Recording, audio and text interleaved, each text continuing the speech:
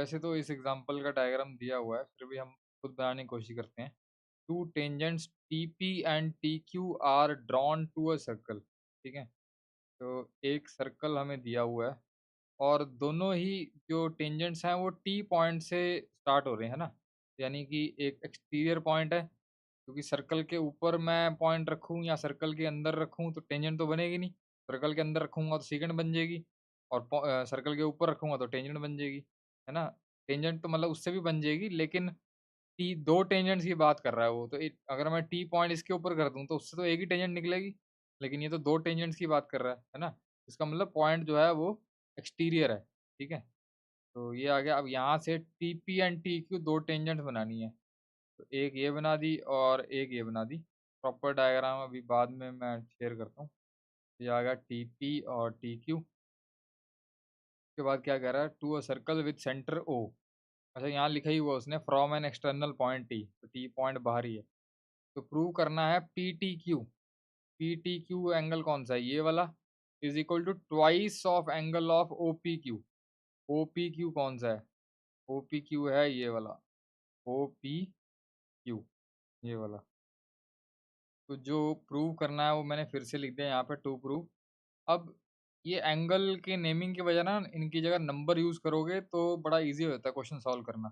तो पीटीक्यू की जगह मैंने उसको दे दिया एंगल नंबर 1, किया ना पीटीक्यू, तो इसको एंगल 1 दे दिया। ओपीक्यू को मैंने एंगल 2 दे दिया, ये रहा ओ, पी और क्यू, ये वाले एंगल को नंबर दे दिया मैंने 2, ठीक है? फिर इसके बाद भी मुझे एंगल्स की ज़रूरत पड़ेगी, क्योंकि मुझे रिलेशन निकालना है एंगल 1 और एंगल 2 का, ठीक है? तो 1 1 से 2 तक मैं डायरेक्ट नहीं पहुँच सकता, क्योंकि कोई रिलेशन ही नहीं बन रहा, है ना? तो मुझे पहले 1 से 3 तक का रिलेशन बनाना पड़ेगा और फिर मैं देखूँगा 3 से 2 का क्या रिलेशन है, फिर वहाँ से मैं 1 से 2 का रिलेशन निकाल लूँगा। बेसिकली ये जो प्रूव करना है ये है क्या? एंगल 1 और एंगल 2 का रिलेशन ही तो है ना? है ना? तो कभी भी कैसा भी क्वेश्चन आ जाए, कोई भी एक्स्ट्रा क्वेश्चन आ जाए, जब कभी किया भी ना हो, तो हमें ये सोचना है कि हमारी अप्रोच क्या है, हमें जो हमें फाइनल आंसर तक पहुँचना है वो कैसे पहुँचेंगे। तो इसलिए हमें ये गिवन टू प्रूव लिखना चाहिए, उससे हमें आधा क्वेश्चन तो वैसे ही क्लियर हो जाता है। डायग्राम बना दो प्रॉपर, कि लेवलिंग कर दो एंगल 1, 2, 3। अब हमें नहीं पता कौन सा एंगल यूज़ होगा, 4 यूज़ होगा, नहीं होगा, लिख दो। लेबलिंग कर दो सारे एंगल, ठीक है? एंगल की लेबलिंग कर दो और गिवन लिख दो, टू प्रूव लिख दो और रफ में थोड़ा बहुत कुछ करके देखना, देख लो। तुम्हें अपने आप आइडिया लग जाएगा यार, मैं इस क्वेश्चन के प्रूफ तक कैसे पहुँचूँ फाइनल तक, ठीक है?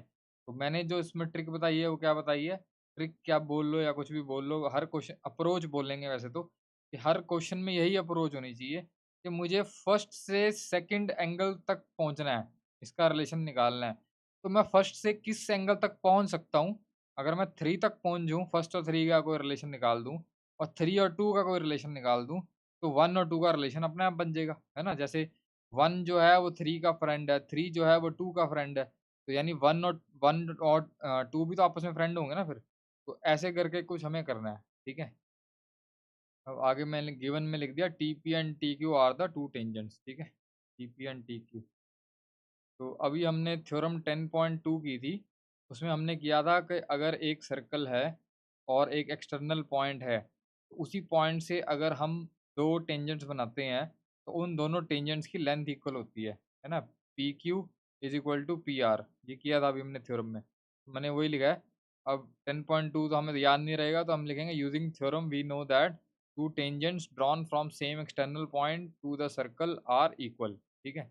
तो यहाँ पे मैं ले रहा हूँ एक्सटर्नल पॉइंट टी और सर्कल के ऊपर जो पॉइंट ऑफ कॉन्टैक्ट हैं वो पी और क्यू हैं, therefore T P is equal to T Q. तो T P is equal to T Q का क्या मतलब हुआ फिर, कि एंगल 3 4 के इक्वल हो गया, है ना?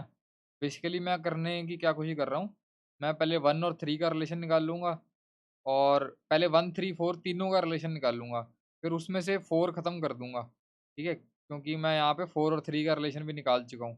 फिर 1 और 3, 1 से 3 पे जाऊँगा, फिर 3 से 2 पे जाऊँगा, ठीक है? फिर उससे उसके बाद एंड में 1 से 2 पे, ठीक है? तो बाकी अभी और प्रोसेस देखोगे तो ज़्यादा क्लियर होगा कि भाई मैंने 3 को 4 के इक्वल क्यों किया है, ठीक है? अब आगे मैंने ये ट्रायंगल लिया है टी पी क्यू, ये वाली ट्रायंगल लिया है। इसमें मैं angle 1 plus angle 3 plus angle 4 is equal to 180 degree होता है। ये पता है, हमने जूनियर क्लास में किया है। Angle sum property of a triangle, या कह लो sum of angles of a triangle is equal to 180 degree. ठीक है, जूनियर क्लासेस में कर चुके हैं। 1 + 3 + 4 हो गया 180।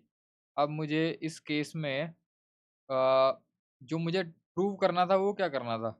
मुझे प्रूव करना था एंगल 1 जो है वो ट्वाइस ऑफ एंगल 2 है।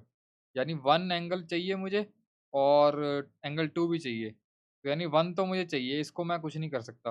मतलब कुछ नहीं करना, इसको चेंज नहीं करना, 1 को 1 नहीं रहने देना है। इसका किसी और के साथ रिलेशन सोचने की ज़रूरत नहीं है, ठीक है?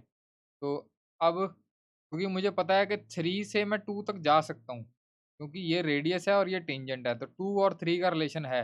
एंगल 2 + 3 जो है वो 90 डिग्री है ना? तो यानी कि इसका मतलब अगर मैं 1 से 3 पे चला जाऊँ और 3 से 2 पे जा सकता हूँ, क्योंकि 3 और 2 का रिलेशन है। तो यानी 4 नहीं चाहिए फिर इसका मतलब हमें। तो यानी 4 को एलिमिनेट करो। वो कैसे कर सकते हैं? 4 = 3 है, 4 की जगह 3 लिख दो, ठीक है? तो 4 की जगह मैंने एंगल 3 लिख दिया। ये यहाँ से रीज़न लिख दिया फ्रॉम फर्स्ट, ठीक है? तो ये बन गया ट्वाइस ऑफ एंगल 3 और ये राइट हैंड साइड पे जाके माइनस हो गया। इसको मैंने इक्वेशन नंबर 2 लिख दी, ठीक है? तो यानी कि 1 से 3 का रिलेशन तो आ गया, 1 से 3 का। अब 3 से 2 का रिलेशन देख लेते हैं।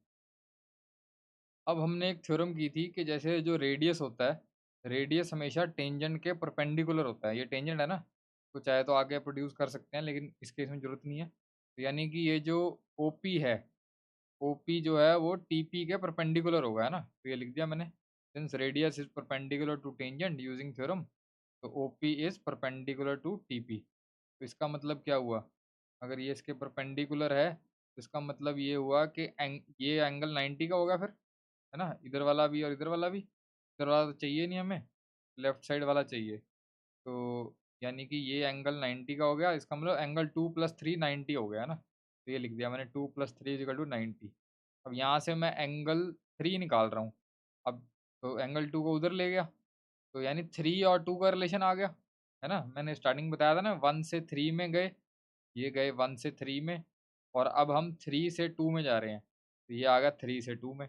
तो ये जो एंगल 3 की जो वैल्यू है वो यहाँ पे सेकंड इक्वेशन में पुट कर देते हैं, ठीक है? ये जो एंगल 3 है, ये यहाँ पुट कर देते हैं, तो फिर 3 खत्म हो जाएगा, तो 2 रह जाएगा, 1 और 2 रह जाएंगे। 1 और 2 का रिलेशन चाहिए हमें, 1 और 2 का, है ना? Angle 1 is twice of angle 2 करना है ना प्रूफ, तो इसी से कुछ हो सकता है, तो करके देख लेते हैं। तो मैंने लिखा putting equation number 3 in 2 we get, तो एंगल 3 की वैल्यू जो है मैं वो एंगल सॉरी इक्वेशन 2 में पुट कर रहा हूँ। तो यानी एंगल 1 इज इक्वल टू कितना हो गया, 180 माइनस ट्वाइस ऑफ एंगल 3 की वैल्यू क्या है, 90 माइनस एंगल 2। तो मैंने सिर्फ एंगल 3 की वैल्यू डाली है, बाकी सेकंड इक्वेशन बिल्कुल सेम है, ये डाल दी। एंगल 3 की वैल्यू 90 माइनस एंगल 2 डाली है यहाँ से, बाकी सब सेम है, ठीक है? नेक्स्ट स्टेप में मैंने क्या किया है, -2 इंटू 90 करूँगा तो -180 आ जाएगा, और ये माइनस माइनस प्लस हो जाएगा, और ये आ गया ट्वाइस ऑफ एंगल 2, ठीक है? एंगल 1 तो सेम ही है, और फिर नेक्स्ट स्टेप में ये 180 और ये प्लस और माइनस कट जाएंगे, तो ये सेम आ गया और ये भी सेम आ गया। यही प्रूव करना था, angle 1 is equal to twice of angle 2, यही करना था ना, angle 1 is equal to twice of angle 2। फिर से वापस से ये लिख दो, क्योंकि यही प्रूव करना था एंड में, तो ये चीज़ दोबारा लिख दो, ठीक है? तो ये लिख दो। तो फिर से मैंने वही लिख दिया और लिख दिया हेंस प्रूव, ठीक है? That's it.